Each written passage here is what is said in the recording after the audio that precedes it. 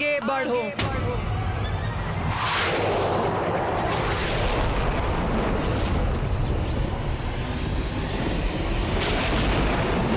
एक योद्धा का धर्म है युद्ध करना, तो आपसे युद्ध करूंगा मैं।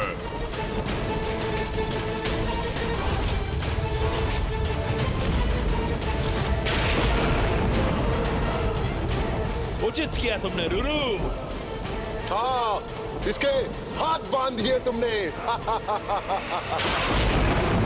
अपना आनंद प्रकट करने में इतनी शीघ्रता मत करो चंड और मुंड। ये तो अभी मात्र आरंभ है।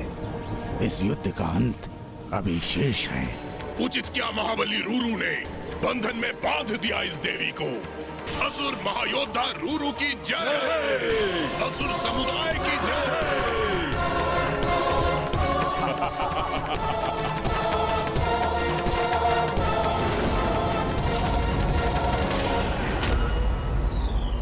रूरू ने माँ काली के हाथों को जकड़ लिया है, अपने बंधन में बांध लिया है उन्हें। इतना दुस्साहस! माँ को स्पर्श भी कैसे किया उसने? ये कैसे संभव है? माँ काली को भला कोई कैसे बांध सकता है? अवश्य इसमें भी माता की कोई लीला ही होगी जो अभी हमारे समक्ष उजागर होगी। माता तो इस असुर को अभी उचित पाठ सिखाएंगी। चिंता तो मुझे भ्राता के क्रोध की है। उनके क्रोध का ज्वालामुखी अपने चरम पर पहुंचकर फट ना जाए।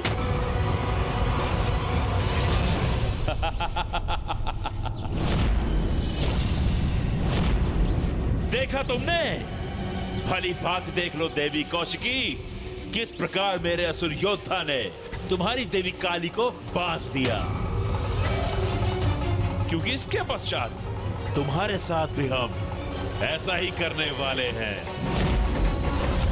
इसी प्रकार बेड़ियों में जकड़कर अपने साथ ले जाएंगे तुम्हें, अपने साथ ले जाएंगे। शीघ्र भंग होगा तुम्हारा ये भ्रम।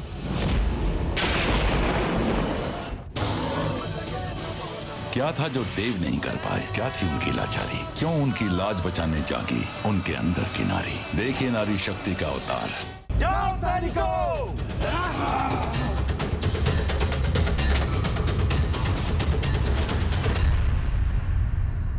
अब चंड और मुंड ने अपनी समस्त सेनाओं को माँ पर आक्रमण करने के लिए भेज दिया है।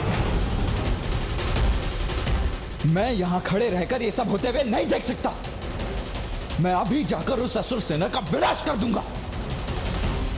नहीं भैया, ये माँ का युद्ध है और मुझे आभास हो रहा है कि उनके क्रोध में निरंतर वृद्धि हो रही है, और ये भी कि वो इन असुरों का सामना करने के लिए वो अपनी सेना को भेजेंगी। इसलिए इस युद्ध में आपका हस्तक्षेप करना उचित नहीं है भैया।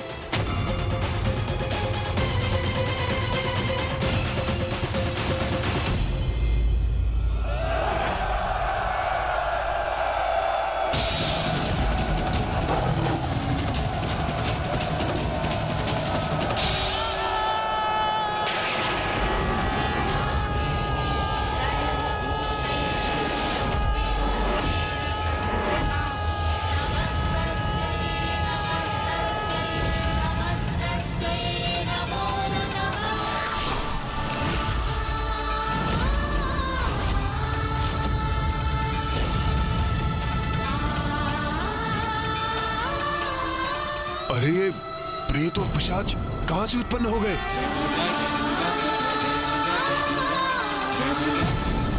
प्रतीत होता है माता ने अपनी सेना का आह्वान किया है। आक्रमण करो इन पर, अपनी तलवारों से आहत करो इन्हें, रोक दो उन्हें, नष्ट भ्रष्ट कर दो।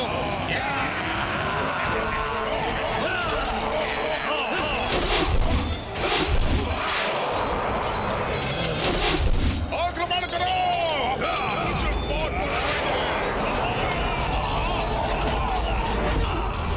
इन प्रेतों और पिशाचों की सेना के विरुद्ध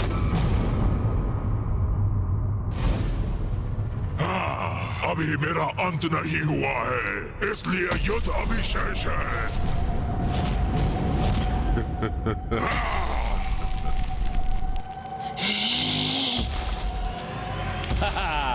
अति उत्तम रुरु, ये हुई ना बात। हाँ रूरू, जाओ अंत कर दो इसका। प्रमाणित करो कि तुम महाबली रूरू हो। मूर्खो, तुम्हारे समक्ष इतना सब कुछ घटित हुआ, किंतु फिर भी ये भ्रांति पाले बैठे हो कि ये कोई साधारण नारी है।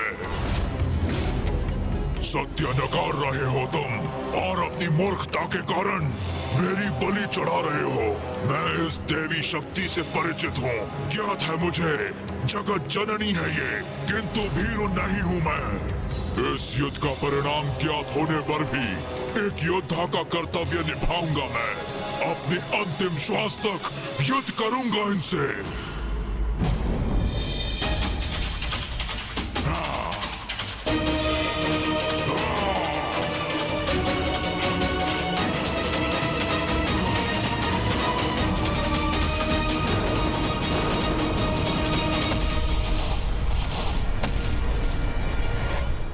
ये कैसी मूर्खता है?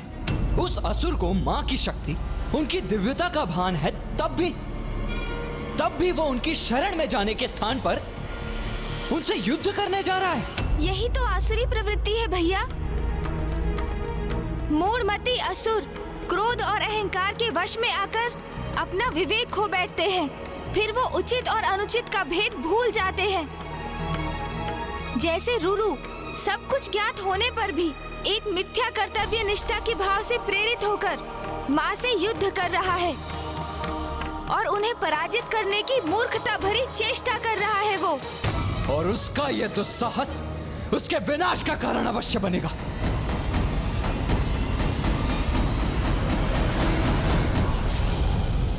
अब मेरे प्रहार का सामना करिए जगत जननी।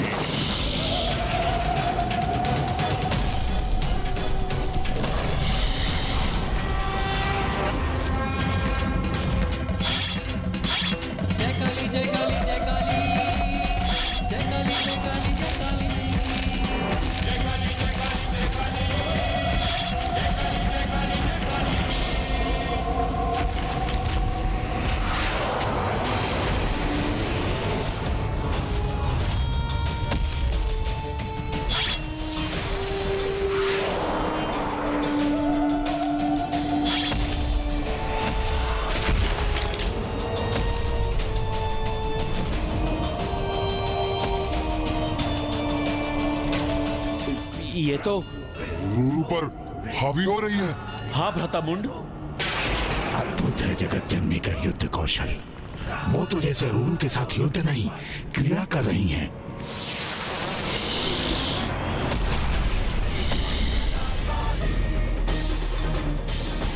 अरे अभी तो यही थी, अचानक कहाँ चली गई देवी? मैं यहाँ हूँ रूरू, मैं यहाँ हूँ रूरू, मैं यहाँ हूँ।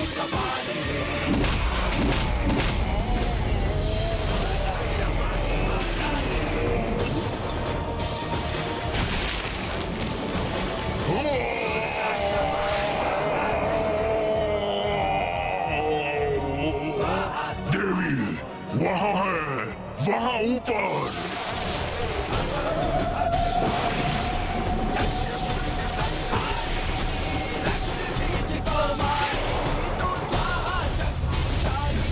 रूरू, अपने काल से भेंट करो, अपने काल से भेंट करो।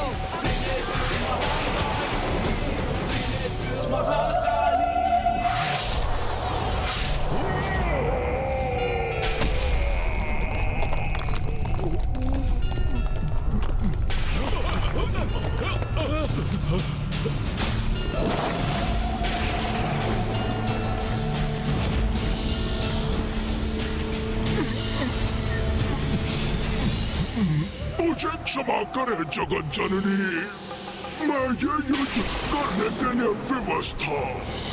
मुझ पर कृपा कीजिए देवी। अपने जीवन काल में आपका शरणागत न बन सका, किंतु मृत्यु पर्यंत मुझे अपनी शरण में अवश्य रखिएगा।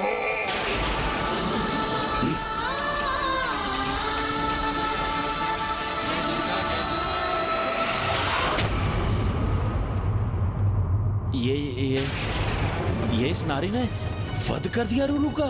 वो क्या कह रहा था रूरू? माता ने कितने असुरों को मारा है और उन असुरों के शव मुझ पर आकर गिरते थे। इस मूर्खतापूर्ण युद्ध का तो यही परिणाम होना था।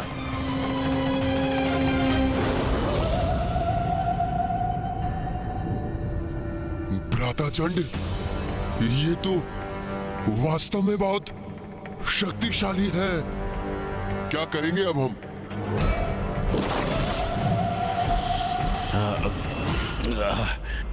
नहीं नहीं भ्राता मुंड,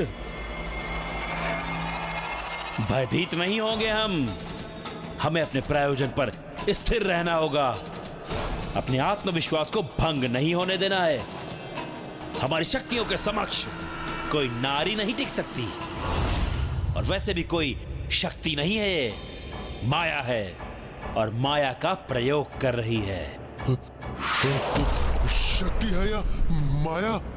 किंतु बहुत भयानक है, और मैं अभी मरना नहीं चाहता। मेरी अभी आयु ही क्या है? मैं मृत्यु के मुख में अभी प्रवेश नहीं करना चाहता, और वो भी एक नारी का हाथों। भ्राता मुंड का कथन तो उचित है। माया से ही वध किया है उसने रूरू का, फिर भी वध तो कर ही दिया ना। हम उसके समक्ष गए तो कदाचित हमारी भी ऐसी ही दुर्दशा करेगी।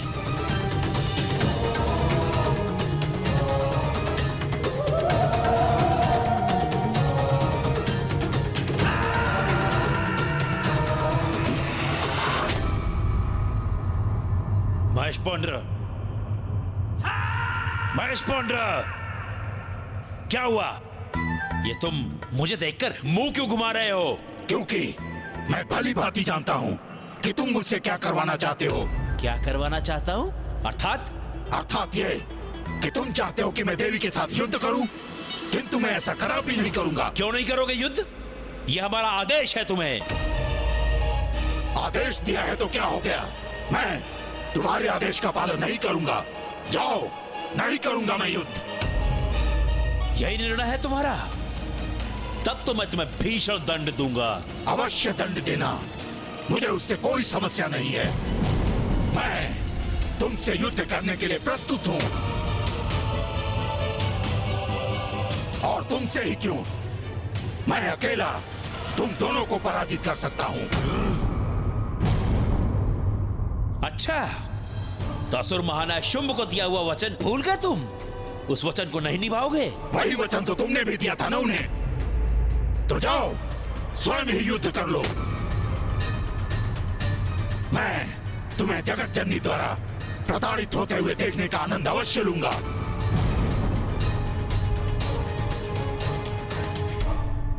हाँ, हमारी अवज्ञा करने का दुस्साहस कर रहे हो तुम। द्रोही हो तुम, विश्वासघाती हो तुम। मैं अपने इन हाथों से तुम्हारा वध कर दूंगा। अच्छा, किंतु उसके लिए तो तुम्हें मुझ तक पहुंचना होगा। एक बार मेरे निकट तो आओ, फिर देखो कैसे अपने खूनों के प्रहार से मैं तुम्हें आघात करता हूँ। ऐसा वार करूंगा कि सदा अंतरिक्ष में घूमते रह जाओगे तुम। इतना दुस्साहस अभी बताता हूँ मैं तुम्हें। तो आओ ना, देखता हूँ मैं तुम्हें कितना साहस है। ये क्या? असुर सेनापति मुंड और महेश पौंड्रक के मध्य ही युद्ध छिड़ने वाला है।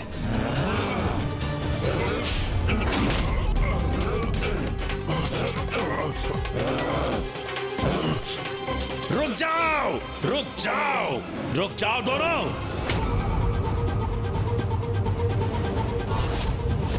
क्या हो रहा है यहाँ पर? ये क्या कर रहे हो तुम दोनों? हम यहाँ एक दूसरे से युद्ध करने नहीं आए हैं। मैं विनती करता हूं तुम दोनों से, रुक जाओ, मत करो ऐसा। मैंने कहा रुक जाओ। मेरे मार्ग से हट जाओ भ्राता मुंड, मैं इस दुष्ट के नेत्र निकाल लूंगा। हटो, देंगे हाँकना बंद करो। बहुत देखे हैं तुम्हारे जैसे। मेरे नेत्र निकालोगे तुम?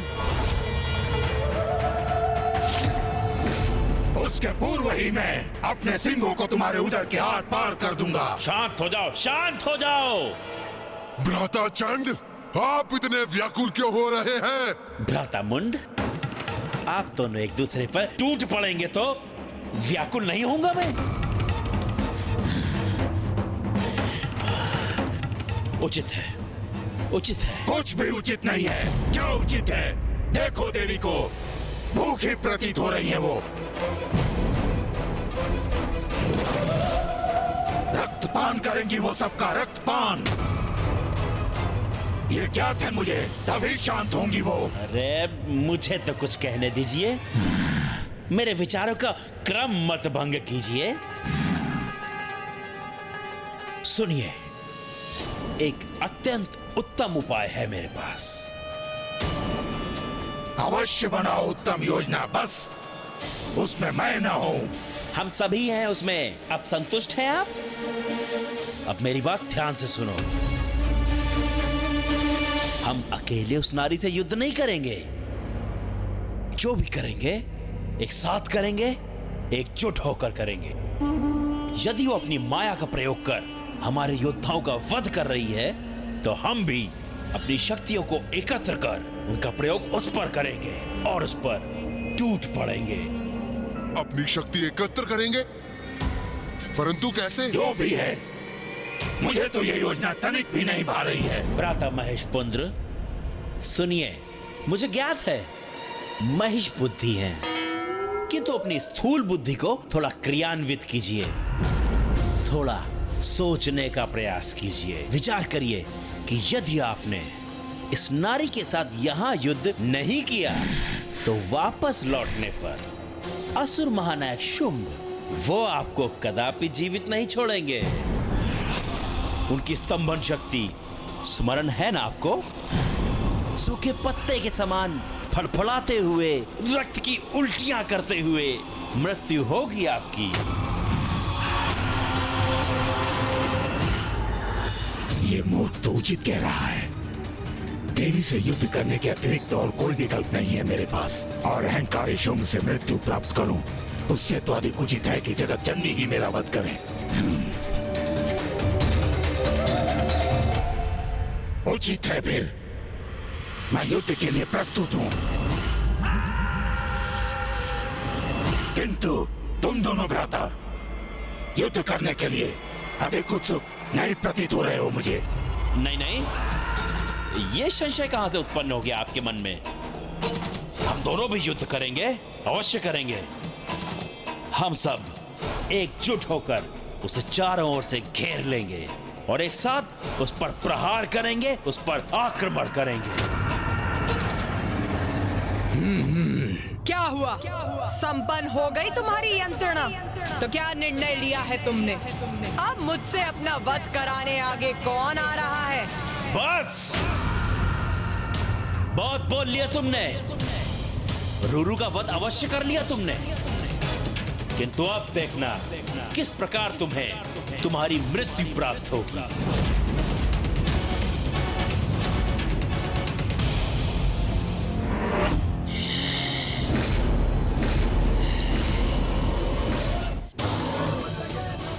क्या था जो देव नहीं कर पाए? क्या थी उनकी लाचारी? क्यों उनकी लाज बचाने जागी उनके अंदर की नारी? देखिए नारी शक्ति का अवतार। आक्रमण करो इस पर और अंत कर दो इस दुष्ट देवी का।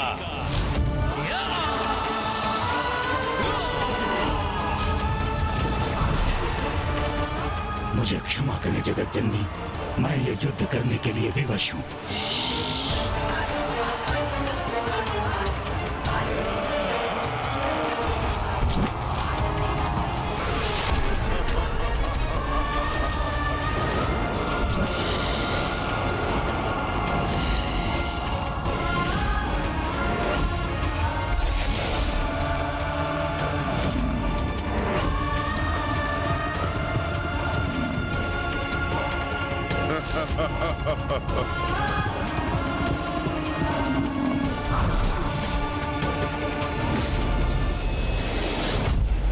अब ये असुर मूर्खता, उद्दंडता और दुष्टता की सभी सीमाएं लांघ चुके हैं।